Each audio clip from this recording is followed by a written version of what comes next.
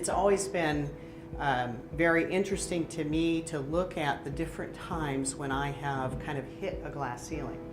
As a bedside nurse, you know, I can tell you where my cap was. Now it's gotten much better. Nursing has certainly expanded as far as salary potential, but there is still definitely a cap that you hit.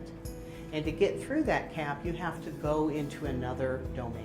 You have to go into management because that's the only way you're going to get beyond an hourly salary for doing nursing. And no matter how great of a nurse you are, your hourly salary doesn't change. You can be a horrible nurse and you still have the same hourly salary. So to go beyond that, I had to go to the management track. And so you can push that envelope for a good period of time, and there's a lot of opportunity there. I then further pushed that by deciding I was going to go and create my own consulting company. I decided at some point in my career that I wanted to be more in control of my own destiny. So let's talk about breaking the glass ceiling. When I got this title, I originally thought, well, golly gee, how do I know? I don't know that I really think of myself as somebody who's broken through the glass ceiling. And if I did, it was certainly by accident. It wasn't like I decided to do it. So I thought I better really figure out what the experts tell us. So I did some research, thank God for Google.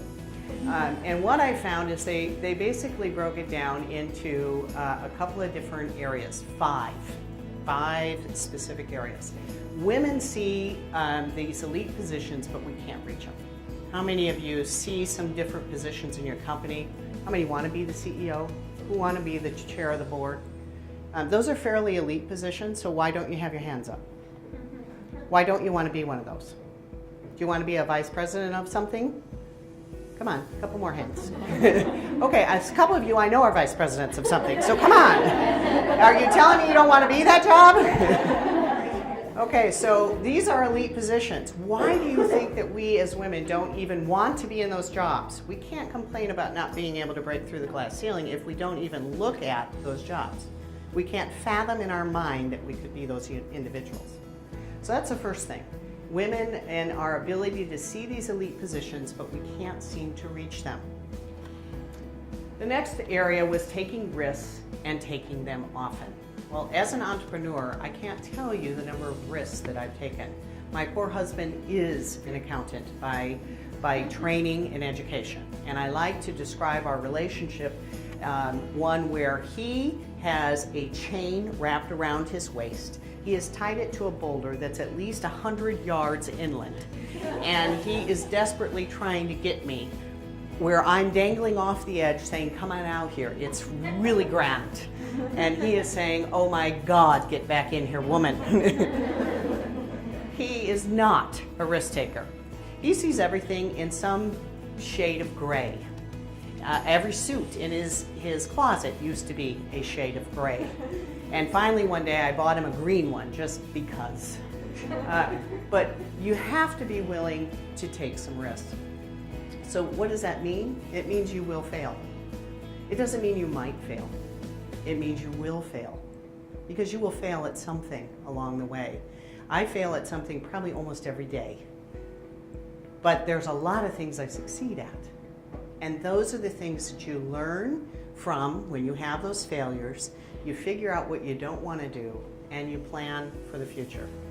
I have the worst fear of failure imaginable, but I can't let that fear prevent me from taking a chance.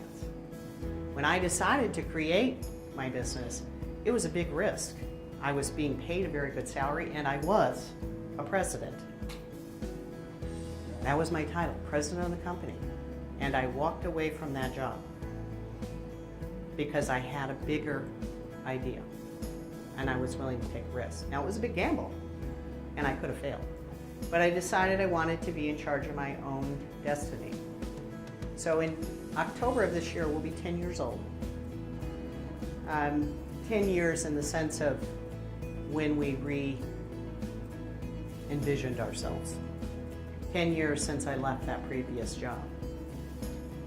But as a business owner, from being a nurse who had a cap, to being a manager who had a cap, to being the president and CEO of a company that had a cap. I don't feel I have a cap over my head anymore, because the opportunity for my income is endless, depending on the well-being of the organization. Now, I'm not advocating that you, in order to break the glass ceiling, need to go out and start your own company, but I am sharing that this is one way in which you can break the glass ceiling.